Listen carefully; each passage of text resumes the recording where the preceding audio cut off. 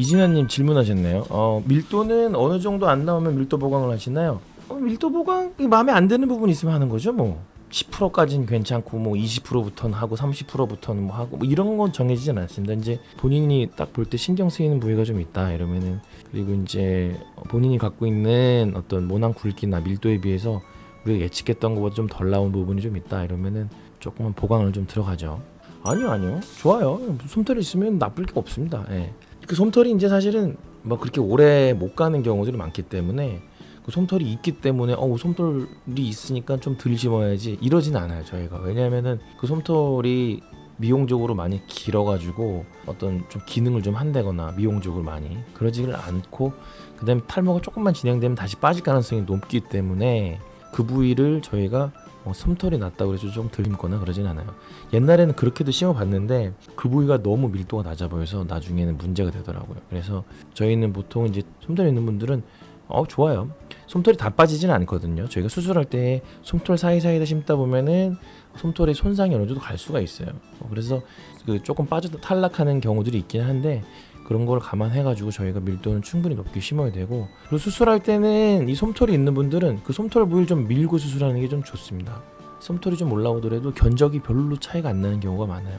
거기 원래 솜털이 없었는데 솜털이 난다고 그래서 거기가 좀 밀도를 낮춰 심지 않기 때문에, 솜털이 있는 것 때문에 밀도를 낮춰서 심으면은 나중에 빨리 비어 보일 수 있고, 그 다음에 초반에 한 1, 2년에도 중간중간에 긴 머리카락들이 충분히 채워주질 못해가지고 밀도가 좀 낮아 보이는 경우도 좀 있습니다. 그래서 저는 거의 솜털이 있더라도 견적을 확 줄이진 않아요. 조금 줄긴 하겠죠. 뭐 조금. 솜털이 났다는 거는 어떻게 된 거냐면요, 그 솜털이 난 부위와 긴 머리카락이 있는 어떤 경계 같은 게 있을 거 아니에요. 그 경계 자체가 살짝 내려왔을 수도 있어요. 좀 내려와서 원래는 좀 조금 솜털이었던 부분들이 좀 굵어진 모발들도 있을 수도 있거든요. 그래서 카우릭이 뭐냐면요, 소할튼 머리라고 그러거든요. 소할튼 머리.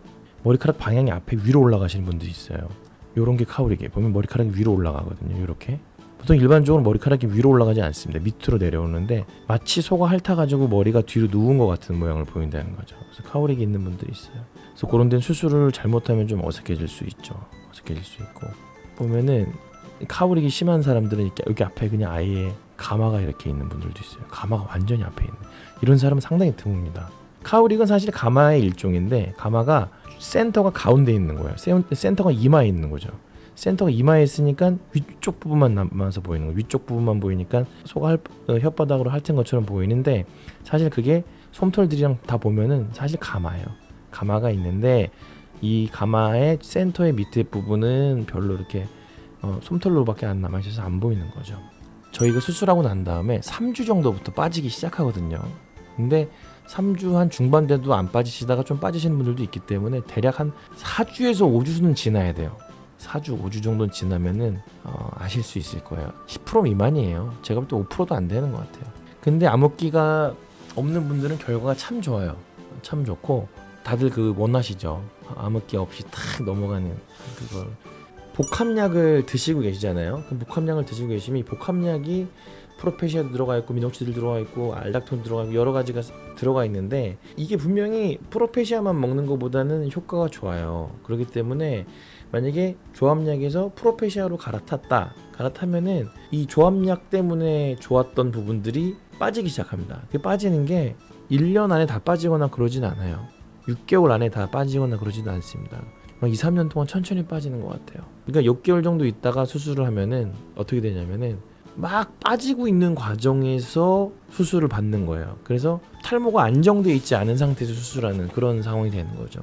그래서 저는 복합약을 복용 중이신 분들은 최소한 2, 3년 이상 끊고 한다거나 2년 이상 끊고 한다거나, 아니면은 수술하고 난 다음에 최소한 2, 3년 정도 이후까지는 계속 복합약을 좀 드시다가 천천히 조금씩 끊어 나가는 거를 좀 추천을 해드려요. 안 그러면은 하고 난 다음에 수술 효과가 너무 떨어져 보이는 그런 일이 생겨서, 그냥 뭐 탈모가 진행되면은 오히려 속이 편한데 병원 선택을 잘못했다라는 생각이 들거나 뭐 이러면은 되게 또 속상하거든요. 그래서 그런 일이 있지 않게 수술 전후로는 약을 바꾸는 거는 6개월 정도로는 충분하지 않다, 그렇게 생각하시면 될 것 같습니다.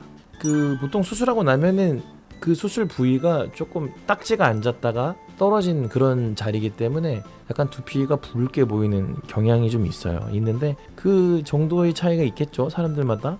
어떤 분들은 흉터가 좀 많이 남고 이런 분들도 있고 흉터가 적게 남는 분들이 있는 것처럼 그것도 좀 개인 차이가 좀 있습니다. 근데 대부분은 빨개요.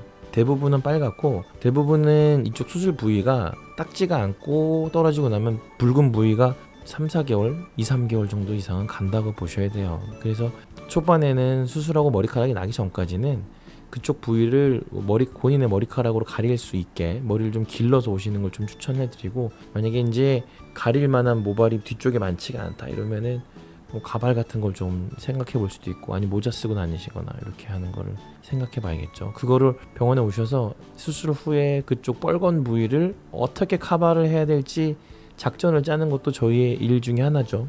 그래서 저희 병원에는 그 가발 상담하시는 분 계시잖아요. 그분이 계셔서 이제 그분들이 상담을 좀 합니다. 오늘 여기까지 진행을 해보고 다음에 다시 또 들어오도록 하겠습니다.